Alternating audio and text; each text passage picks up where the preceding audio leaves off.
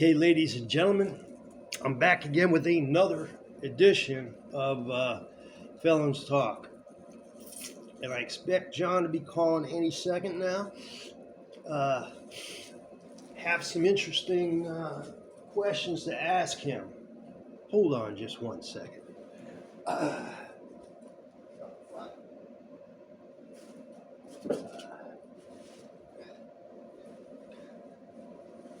I dropped a blueberry on the floor. Yeah, I have blueberries with oatmeal every day. Anyway, so I got to ask John, man, about a lawsuit that he was involved uh, in Marion with tumbleweed and with. Oh, here he is. Here he is. Here he is.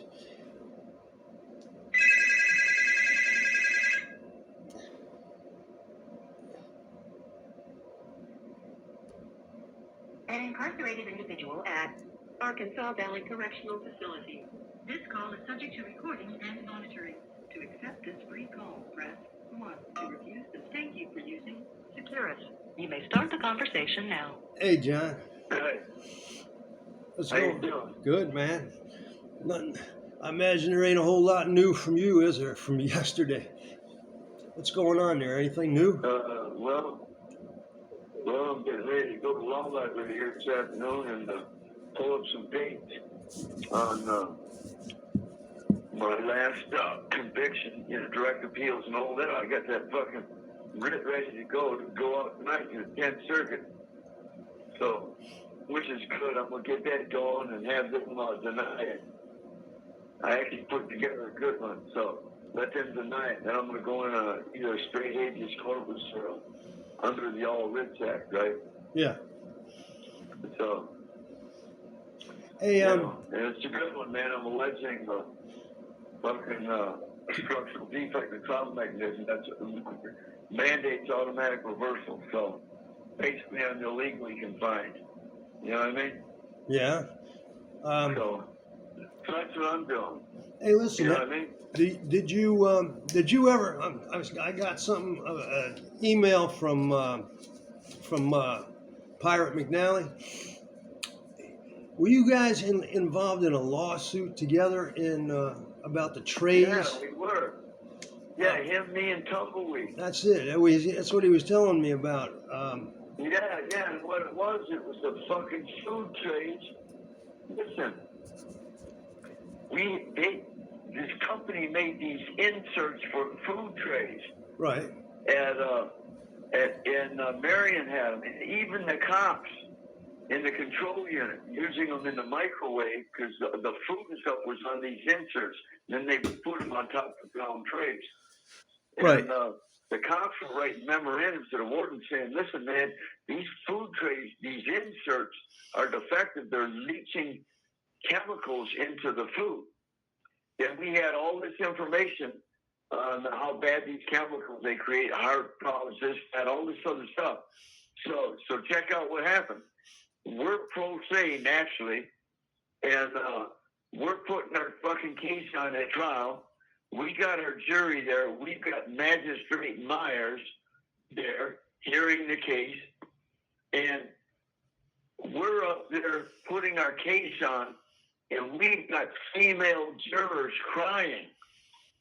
The judge is looking to his left at these female jurors. The prosecutors are looking to their right at the same box.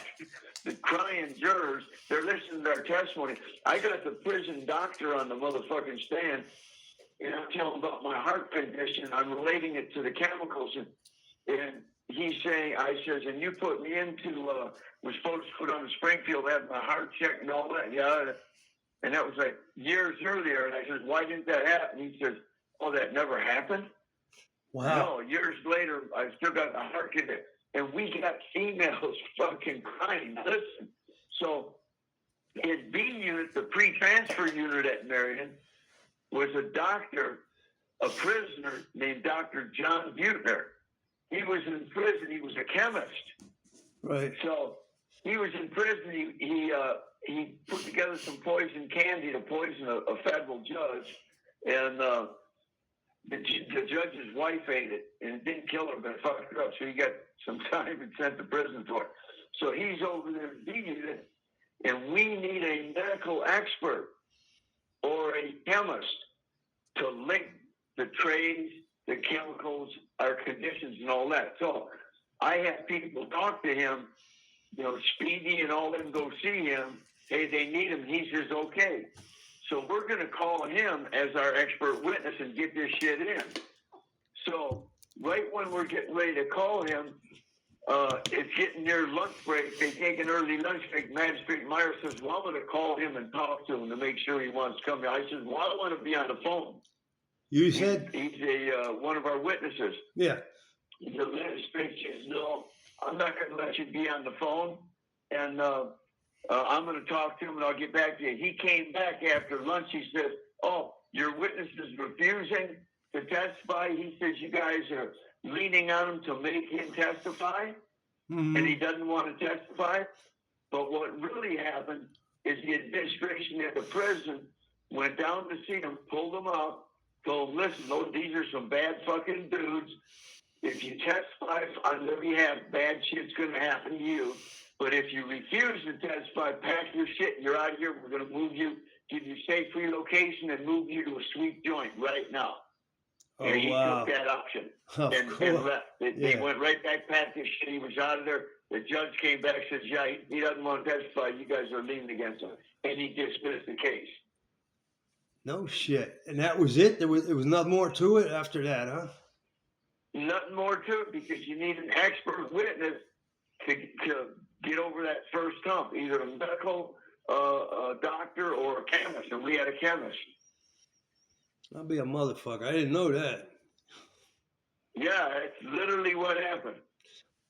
I mean, guys were following. And we were all there, me, Pirate, and Tumbleweed, man. Right. We had their asses, too.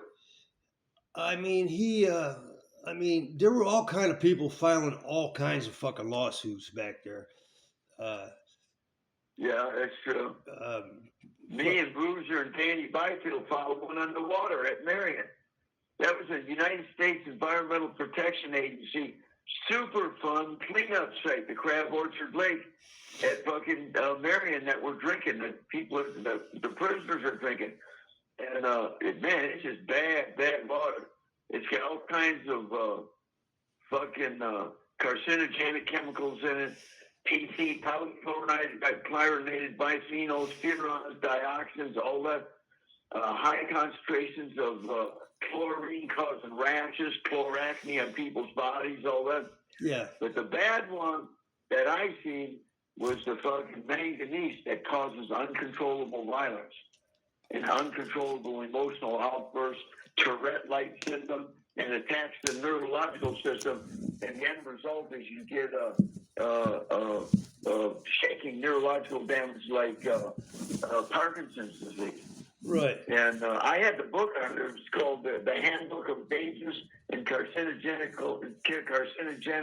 Chemicals and Compounds. This is like the Bible on carcinogenic chemicals and dangerous chemicals worldwide. Danny Byfield's old lady bought the motherfucker for me and sent it in. It was a $110 book. And all it dealt with was chemicals like that. Gave you the molecular structures, everything, studies all over the fucking planet and everything. That's what manganese does. And an interesting thing happened. While this was going on, the USA Today newspaper came out in their living section, in the back, like section D or whatever it is, and they got that little like purple line on the left-hand side going down. 2 days in a row, they were talking about how the University of California in Berkeley, the microbiology lab, was going into the California Department of Corrections, getting permission to pull hair follicles and shit out of guys' heads, and maybe females' heads, 2 prisoners' heads that had violent cases. They were trying to correlate it back to their environments that they were raised up in or whatever, in the soil and water, to see if there was high concentrations of manganese that contributed to, that triggered their violent episodes. That's straight up shit. And when I made allegations in the lawsuit that was in Benton, Illinois, the federal court, that the fucking violence at Marion was chemically induced by fucking manganese in the water, and the government knew it and deliberately did it. Well, they threw that lawsuit out in a heartbeat. They shut us down. Fucking That's crazy. real shit. All that's true. That's why I'm saying, listen, all them killings in the fucking control unit, those violent, you're bringing certain components into play.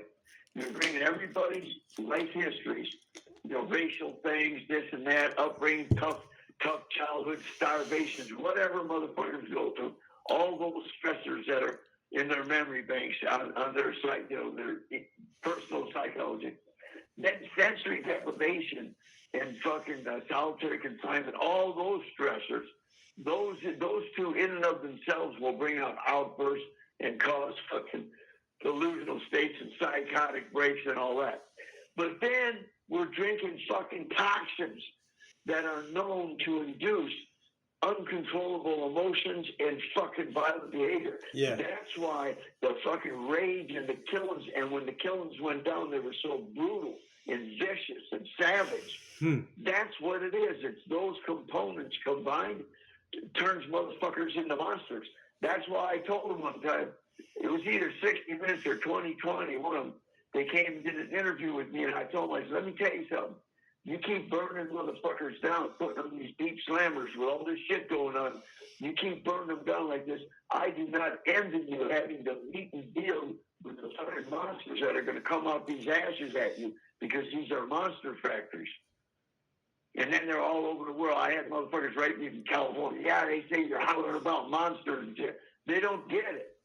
They don't fucking get it. And the government knows all this shit. That's what I was saying before. There should be massive class action lawsuits from coast to coast dealing with not just Marion. I mean, all races, everybody should be on board with this.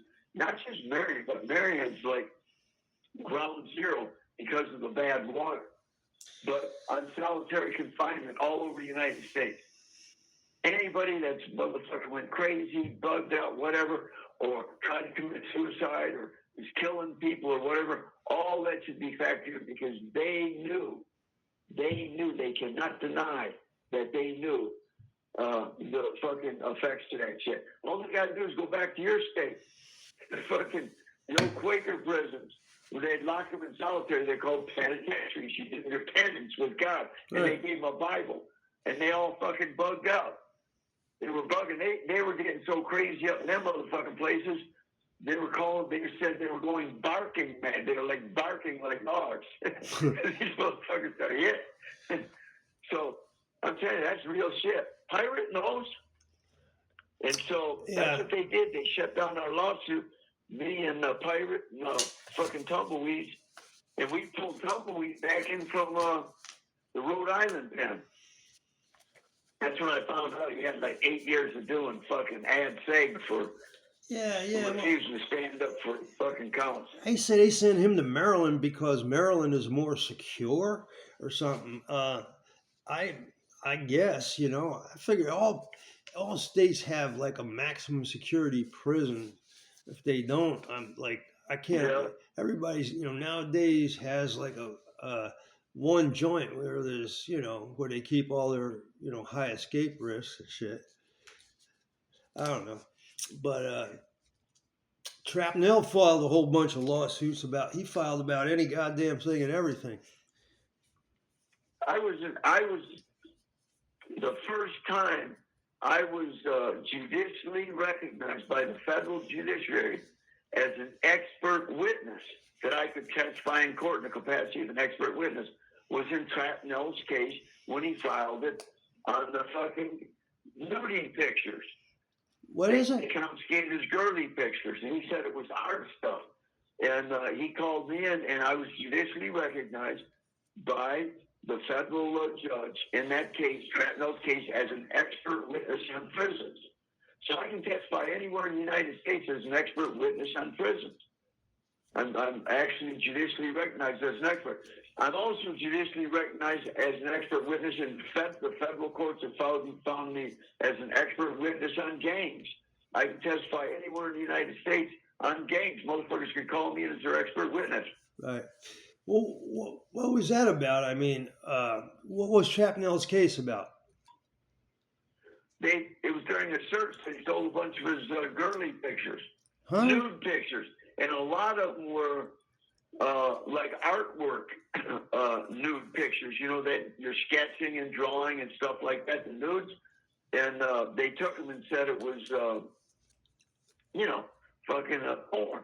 Trying to say it's porn. Well, yeah, but You know. we used to be able to buy shit like that on the commissary, though. You know, we used to Yeah, they well, had they took gallery them, and I magazines. think they were fucking with them Yeah, man, because I mean that's ridiculous.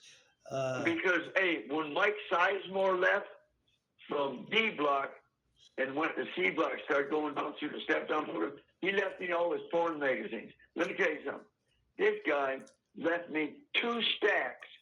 They had to be 2 feet high each, and they had everything in there. I'm talking about from Playboys to Hustlers to black-tailed, black porn, white porn, kinky shit, fucking motherfuckers that S&M, sadism, masochism, bondage, Right. motherfuckers, hey, dudes that are into fucking chicks' feet wearing big high heels with long spiked heels, Yeah. with powerful legs, and they got the dudes laying down licking on their fucking high heel, the big 8-inch long spiked high heels, or they got their dicks pinned down by the high heels. I looked at it, I said, what the fuck? I went and seen Mike. I said, man, are you licking on broad feet or what the fuck are you doing? And he started laughing. Wow. He said, no. So I became like the Larry Flint of D Block. Whenever motherfuckers Friday night want to take some broads out and fucking some hot dates, they'd come and get porn mags from me, right? Yeah. I was wondering about Steve Payton, right? How old would he be now? I don't know. He was older than me, so you know he's up there. I'll be 73 this August, so I don't know. He's in the high 70s, or maybe getting ready to get near the 80s, right? If he's still alive, is he still alive? I'm gonna check. I just thought about it. I'm gonna look him up after this.